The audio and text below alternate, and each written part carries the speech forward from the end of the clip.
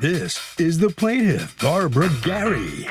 She says she hired the defendant, a so-called refrigerator repairman, to fix her fridge, which was freezing over with ice. The guy didn't fix a thing.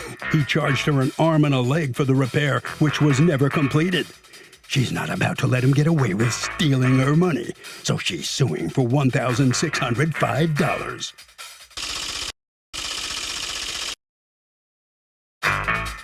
This is the defendant, Christopher Zullo. He says he told the plaintiff she needed a new part, and when she found out it was on back order due to COVID and would take 6 weeks, she freaked. She demanded a refund. He then got threatening messages from her family saying they were gonna hurt him, and he just wants to be done with this kooky lady for good. He's accused of not chillin'.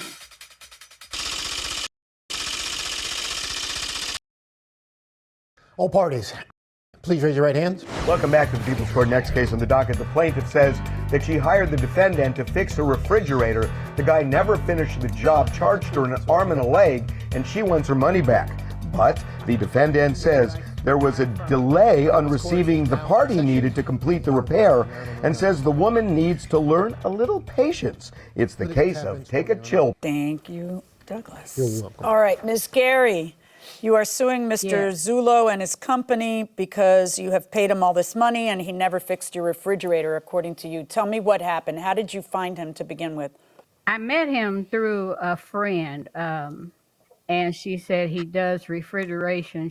The first time he came out, he used a hair dryer to put inside of the freezer to defrost it, and he said that this should probably work. Oh, he charged me $250. You paid him $250 that first day? Yes. Not $75?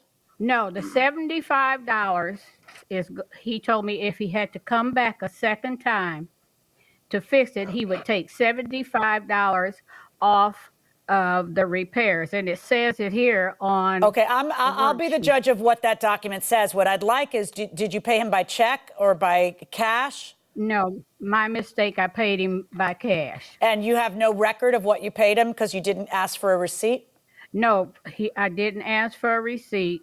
So you got no paperwork from the first day? No paperwork from the first day. So according to you, you paid him $250, and according to you, Mr. Zullo, she paid you how much? Actually, the first trip was $75 because it was a referral. It was a friend. And I didn't use a blow dryer. It's called a heat gun. What I did is I tested the components on the refrigerator. The problem is everything read that it was normal. So what I did is there's a heat gun you have where you have to put this heat gun in. It'll melt everything and melt all the components. It's basically, it's a quick process of defrosting it, ma'am. Right. So I defrosted the whole refrigerator, kicked it back on. The thermostat read regular. I only charged her $75 and told her to call me. What's on that paper is what happened. Yeah, we'll talk about the paper in a moment. So according to you, you charge her $75. And then you call him when, Ms. Gary, and tell him, hey, it's acting up again. On the 12th of October, I called him back, and he came to the house, which is states on the work order. Okay. And he told me, he said, Miss Gary, I think you're going to have 2 parts. I said, well, how much is that going to cost? He said, well, the first part is $217.65. The second part, he called it evaporator for the motor, would be $112.16. How much does a new Frigidaire cost? Well, I had to pay $1,222 for a new one. So he tells you the parts will be $300 and something, and then what? And he'd charge you how much in labor? He has on here $250. Okay, so you were going to pay $300 and something in parts and $250 in labor, and then you were going to have a working Frigidaire. Supposedly. All right, and then what happens?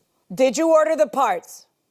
Yes, I cash apped him. Okay, and did he tell you how long he thought the parts would take? So he said it should be 2 to 3 days. I said, okay. All right, so now, then when do you find out that the parts are going to take longer? I called Chris. No, I texted him and I said. How many days after giving him the cash app was that? 8 days. Okay, so you tell him, hey, it's been 8 days, and what does he say? He said, well, Miss Gary, let me bring a unit to your home. He said, because I don't want your food to spoil. So, wait, he's bringing you a fridge from where? I don't know where he was going to get it, but I would not accept it. I told him, I said, no, Chris, I don't want to use refrigerator in my home. Right. I said, because 20 years ago, and it's still fresh in my mind, I got one from like a renter center. And when they brought it in, it was full of bugs. Ooh. So I said, no, I don't want to use refrigerator. And then that's when he said, well, he had the parts. I said, okay. On October 20th, you say, I patiently waited, you said 3 to 7 days, not 2 to 3 days. Right. I've waited long enough. Please cash at me my money back. I've been without a refrigerator for 8 days. Not a problem. I'm sorry. That's when they told me it would be in. I can refund your parts minus 30%. I'll do it tonight or tomorrow. I'm sorry for the delay, but it's beyond my control. You say 30% for what? I still want to know what you do to charge 30%. Good morning. I'm still waiting on my money. I got to see what the second technician is going to charge you. Okay. What's happening here, Mr. Zullo? That it could have been a mistake on my part. It wasn't a second charge. It's what the technician is the one who basically was going to go out and do the repair with me or for me. I had to But wait there on was his already, statement. but you guys had already agreed on what the price was. So what is this that you're telling her all of a sudden? I've got to see what the second technician is going to charge you. We were there for an hour. You do realize that we'd be thawed your freezer again. So you're going to be charged for that. Like you're all of a sudden throwing in new charges the minute she says she wants her money back. What's that She about? basically canceled the contract with me. And therefore she's going to have to pay new charges?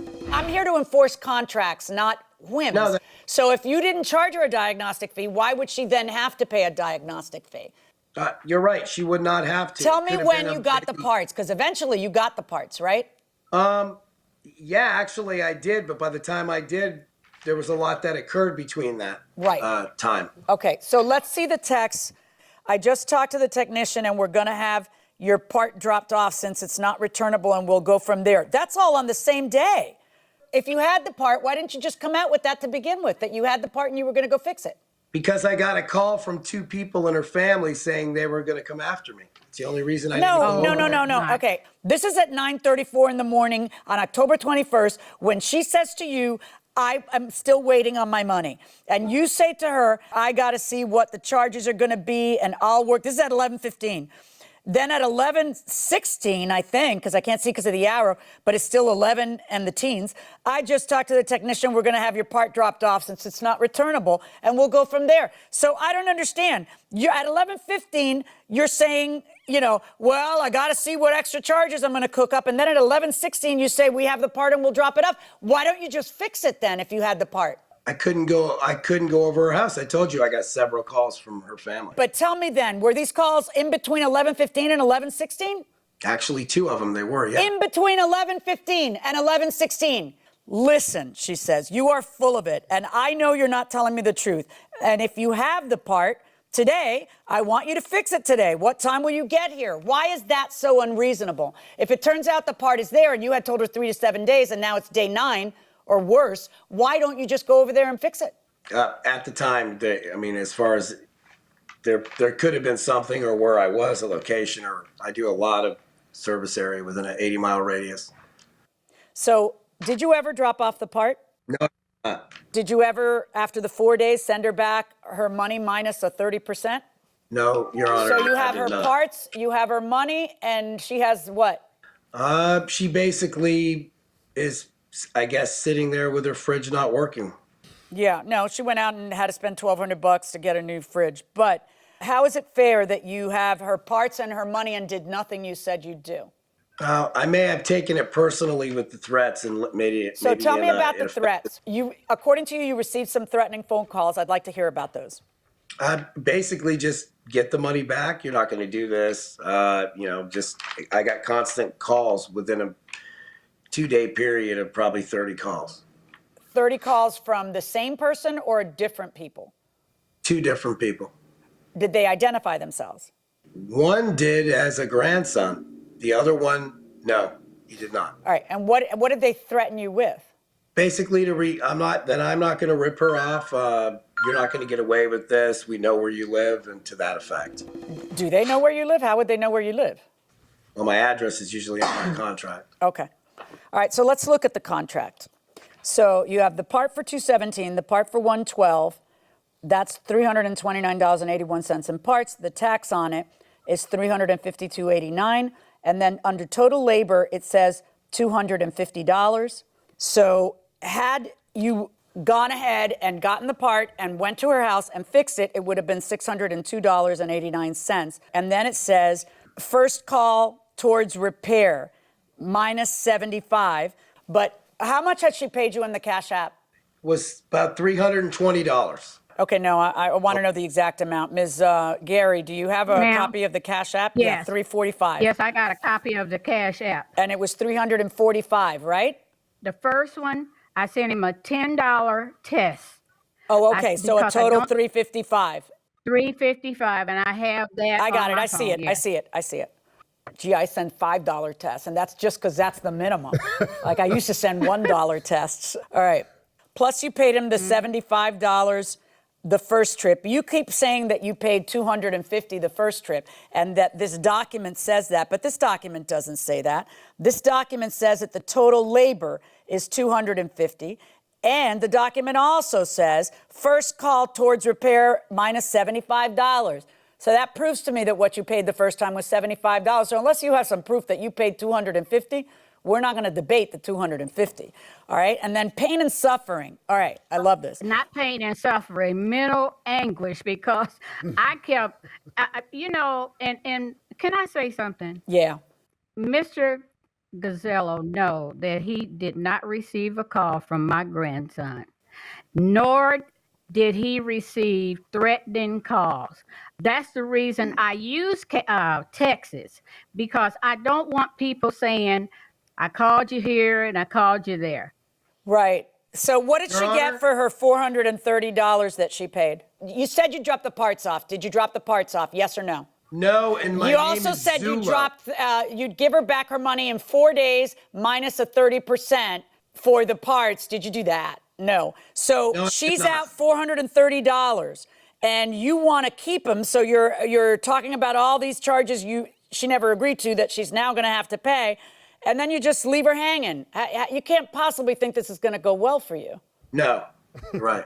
All right, so I'm going to order you to repay her. Mental anguish. I realize that things happen in life that upset us, but that doesn't create a legal cause of action. This is basically a breach of contract case. So there is no mental anguish on a breach of contract case. This is, you paid him to do something, he didn't do it. You should be made whole. You should not be out the money. So I'm ordering him to repay you not just the $355 in the parts that you never saw, but also the $75 that was supposed to go towards a repair that you didn't see either, which I see very clearly through the text that you said to him, you're sitting here telling me how you don't have the part. You have the part. Come and fix it. What time are you coming? And instead of picking a time that day or the next day or whatever else, and instead of saying, you had your grandson threaten me, his next response is, I'm going to pass by, roll down a window and throw it out the window, and you'll get your money when I'm good and ready 4 days from now. And none of that happens either. So I say you get that $75 back as well. That's a total of $430 verdict for the plaintiff, plus, of course, your court costs that you had to file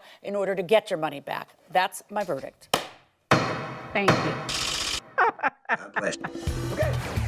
So the plaintiff is going to get back $430 instead of the $1,605 she was seeking, but she is the winner in this case. Mr. Zello, let me ask you a question. Are you surprised she filed a lawsuit against you? Were you prepared for that? Yeah, I was surprised. Do you think you treated her right? I mean, really? No, I actually think, I learned a lot today. That's all I Like can what? say. I mean, What did you learn? If you learned a lot, give me an idea of what you...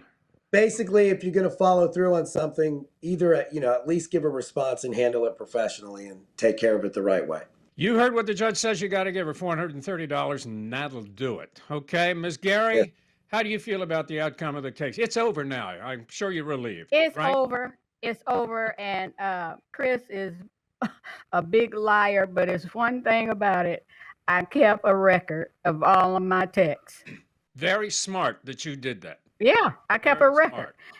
I never called him on the phone. I kept a record because I seen that he was beating people. So I guess the bottom line is, are you happy with the refrigerator you have now? Is it working, and is your food cold? My food is cold, and I have a brand new refrigerator. All right. Well, you've learned a good lesson, and congratulations to you. I hope things work out with your new refrigerator. Good luck. Thank you. Okay. Harvey? You know, Doug, there was an issue in the case that reminds me of something that's really common. When a contractor comes to work for a customer, when can either one of them say, this job is over and we're going to cancel the contract? This involves threats. If the threat is really substantial, where somebody really threatens the other party, that's enough to end the deal. Curious, did Judge Milian get wound up and wordy working as a lawyer like she does now as a judge? Wound up and wordy. Did judges ever say anything to you? Yes, indeedy. Oh, I'll bet they did. Enlighten us. Wound up and wordy.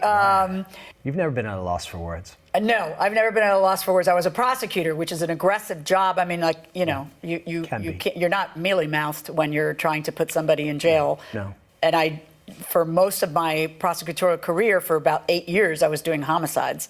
But the judges, look, I think the judges that you were appearing before in the Justice Building in Dade County, they want to see lawyers, prosecutors, and defense attorneys who are going to strike hard blows, right, but fair ones, right, when they're in the arena. I mean, that's what they want to see. Yeah, right? it was when I started in the early 80s, and there was still a lot of sexism, right. And not to say that it's not there now. It's just I try to describe to my children. Well, like the one judge who you made a legal argument. I come sidebar, and I'm arguing, and the defense lawyer's arguing, and I'm arguing, and this old guy says, "You're so cute when you're mad."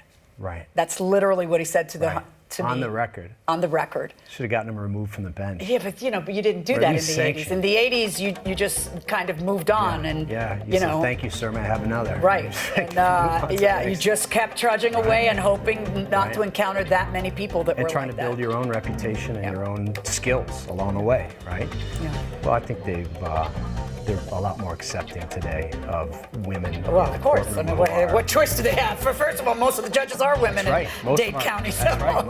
Most of our bench probably is. It's a different world than it was in the 80s, mercifully. Absolutely.